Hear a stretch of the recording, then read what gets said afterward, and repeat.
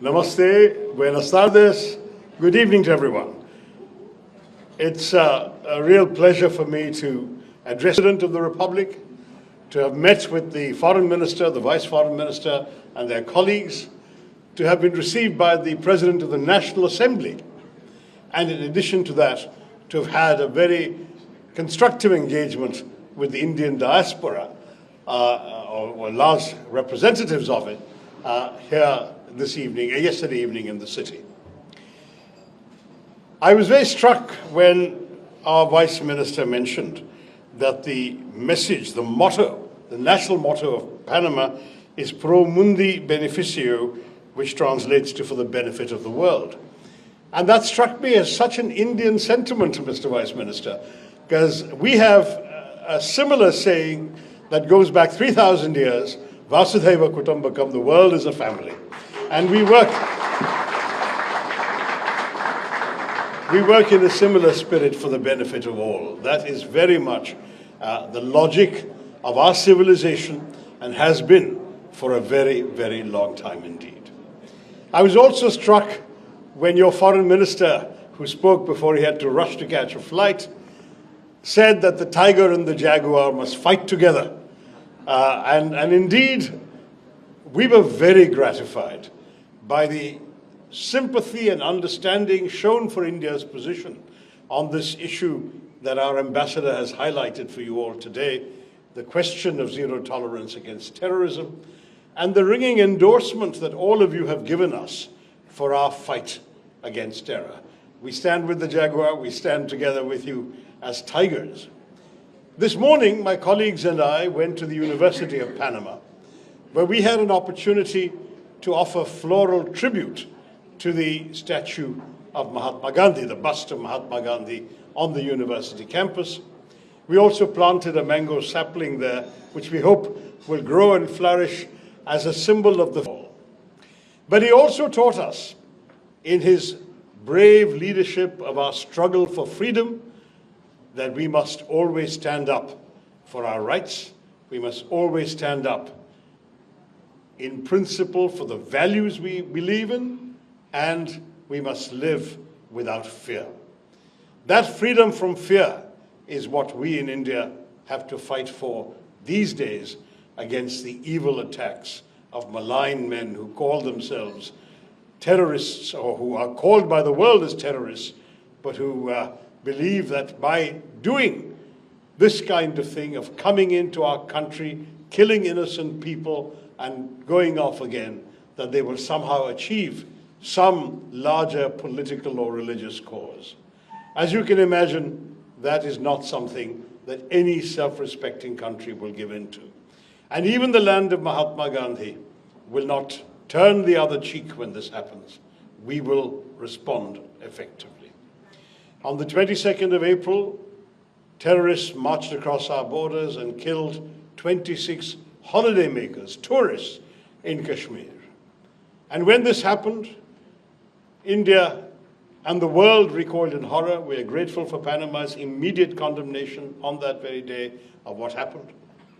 But when for 2 weeks nothing had been done by the country that had offered them safe haven, known to be the bases and headquarters of organizations proscribed by the United Nations Sanctions Committee Against Terrorism, and also on the wanted list of the United States terror designated list.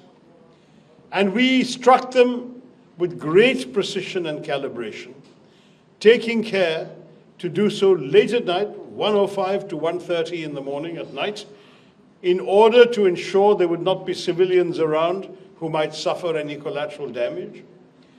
And we hit with great precision only the very targets we had aimed at, sometimes a very precise building within a terrorist compound that's much larger. And we sent a signal to the Pakistan government. We have not targeted or hit any government sites, any military sites, any civilian sites. We have only targeted known bases of the headquarters, of the terrorists. And with this message, we hoped that Pakistan would understand that we were standing up in our own self-defense. Sadly, they chose to retaliate with an indiscriminate barrage of artillery shells that killed 19 people hit a Sikh temple, a Gurudwara, hit a convent of the nuns of the Carmelites of Mother Mary, hit the homes and vehicles of ordinary civilians, killed 19 people and drove 59 to hospital. It was then that India retaliated hard. Drones and missiles were sent in our way, we stopped them, and in turn, we hit 11 further sites in Pakistan, this time military sites, which we had spared earlier, leaving craters on the runways of many of their airfields, all of which, of course, have been captured on satellite television. In the end, after 88 hours of this conflict, the Pakistanis called our Director General of Military Operations and sued for peace. They wanted a cessation of firing. We immediately did so, without any hesitation, because our message from the very start had been, we did not intend to escalate conflict, but when Pakistan acted, we had to react. And if Pakistan stopped, we decided to stop. That is exactly where we have left matters as of now. Some of you have asked me, and I think I'll answer that question now, why it is that we were so sure that these terrorists had come from Pakistan. There are three reasons, my friends. The first is that we have seen a pattern for almost 4 decades of repeated terror attacks, which have been always denied by Pakistan and then proven to involve people based in, created by, armed by, financed by, guided by Pakistan, by elements in Pakistan. I will not blame the entire government or the state. There are elements in the military establishment of that state that have done this. You all remember the horrors of Mumbai in 2008. You all remember 170 people being killed in 3 or 4 locations, innocent people at hotels having dinners and celebrations who were killed in pursuance of this malign agenda. You all remember how Pakistan claimed that they did not know where Osama bin Laden was and that they thought he was dead, and he was found in a safe house right next to an army cantonment in a city that is a headquarters, a major garrison of the Pakistan Army. This has been the record of Pakistan time after time after time. So our first set of reasons is when there is a pattern established and proven over many decades, you have no reason to disbelieve that suddenly this came from somewhere else.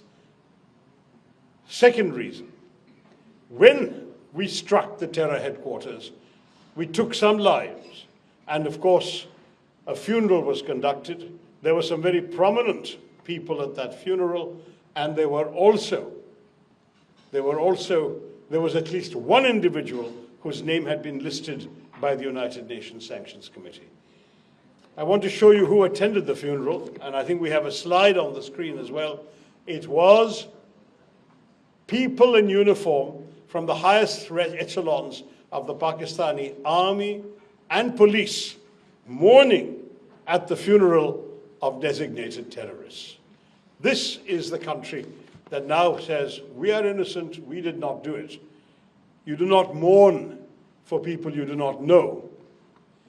Third reason is that, very sadly, this terrorist action was in pursuance of a cynical set of objectives that sadly only the Pakistani military seems to want to pursue. To undermine our country, to undermine the Kashmiri economy, which was booming with tourism. There were 100% growth in tourism in Kashmir between the first 4 months of last year and the first 4 months of this year.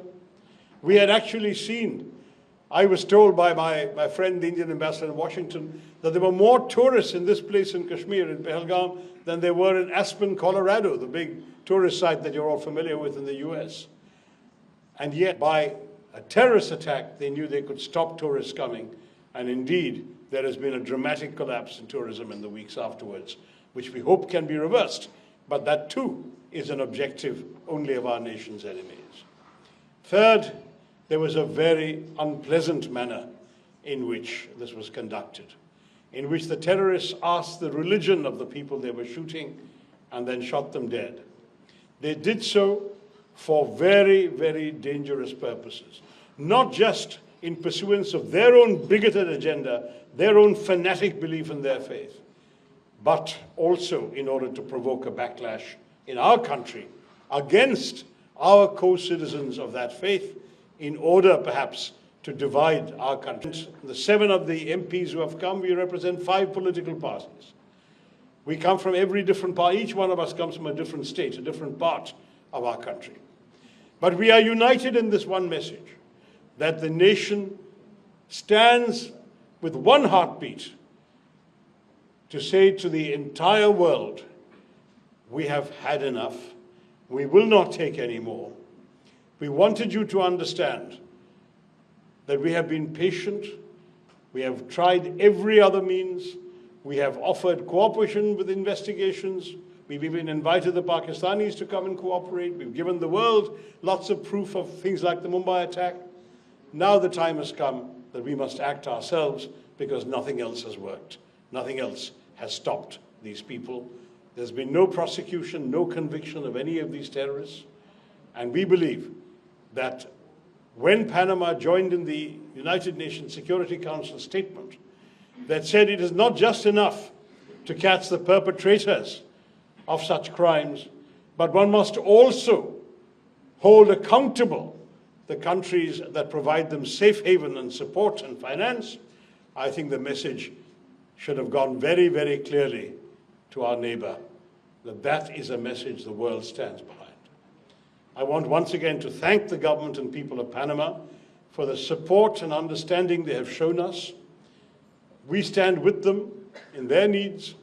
I was very pleased when both the Foreign Minister and the Vice Foreign Minister spoke about the opportunities for close cooperation between our two countries in the economic development of Panama. As investors come from our country, I'm sure you will see a lot more Indian faces at future receptions by my good friend, the ambassador. We have tried very much to give Panama the importance it rightly deserves. And today, as a member of the Security Council, you stand proudly for the forces of peace and security around the world. We thank you, Carlos Hoyos, and your colleagues for all the support you've shown us. We thank you all for coming here, and I hope that you will stay on and enjoy some convivial company and conversation at this reception. But I did want to leave you with this message. What has happened cannot be allowed to happen again.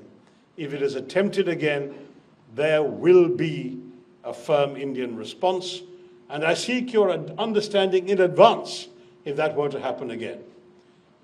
This time, we have come after a tragedy.